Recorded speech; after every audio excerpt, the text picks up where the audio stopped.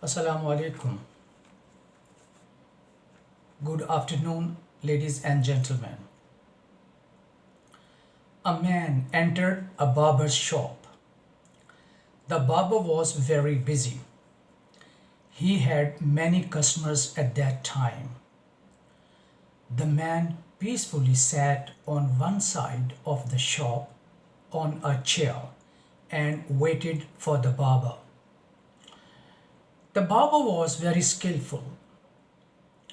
His customers were very happy with him. They were also very satisfied as he used to work skillfully and peacefully. One thing that was there, the barber was very talkative. He used to talk a lot. He used to put up many questions to his customers, asking them about their professions, about their lives, and many other questions. This was a thing. When the barber got free, the man got to him and sat in a fixed chair to get his hair cut. The barber very politely welcomed him and started doing his work. It went on for quite some time. The barber put up many questions and the man used to answer quite peacefully without getting disturbed. When the man was finished, mean that he cut his hair and shaved his face, the customer asked the man, "How much should I pay?" The man said, "Rupees 500." The customer said, "Sir, I want to tell you a story that took place a few years back." The barber was astonished at his attitude. The man said, "Sir, a few years ago you were driving your van. Unluckily, you hit a small school-going girl and you ran away from there. It was a hit and run case. But at that time, there was no evidence. Police came there and took you to the prison. The young baby died after a few days. The police investigated from every angle, but they could not find any evidence, any proof. So they freed you. Later on, you came out and you sold your van to hide your identity. The moment the man, means the barber, heard it, only one word was in his mind, and that was blackmail. He knew that the man had come to blackmail him. He was very fearful at that moment, perturbed, disturbed, stunned. You can use any words for him. The man smiled and said, "Don't worry, I won't go to the police. This incident took place years back, but I never went to police to inform them. I have come here just to get my hair cut."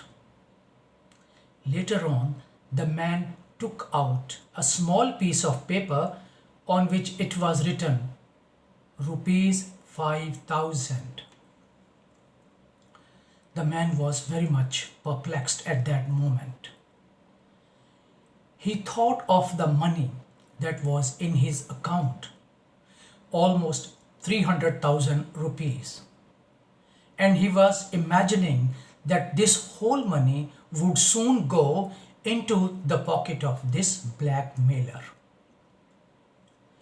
His face got ashen. He started trembling and he was very weak. it was difficult for him to stand.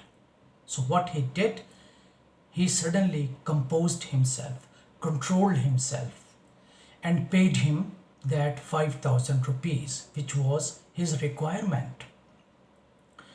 The man stood up and said, "Sir, I would continue visiting your shop in the time to come. Thank you very much for all that."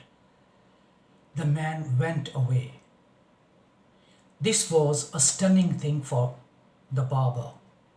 He lost his peace of mind. He lost of peace of day and night. Life had become a nightmare for him. But he had to sustain and continue. A week passed on. After a week, he came again and asked him to cut his hair and trim his beard or shave him. And this is what he did. Again, a piece of paper was handed over on which he was written 10,000 rupees. He had to pay, no way. So this coming and going and getting money went on for quite some time. The man got angrier and angrier.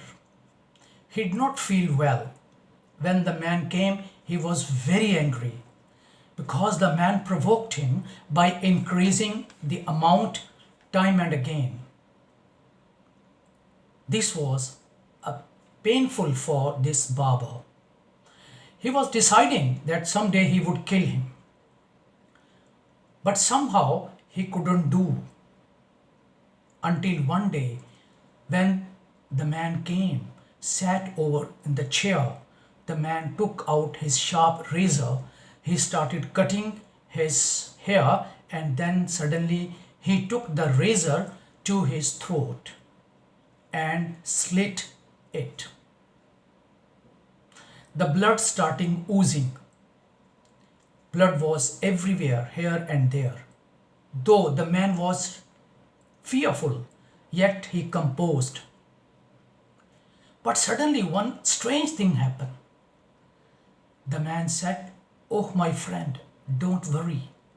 When the police come, you tell them that I moved my head suddenly on the other side, and that's why your razor cut my throat. Don't worry, it's all that." The man was stunned. Ladies and gentlemen, the next part of the story in the next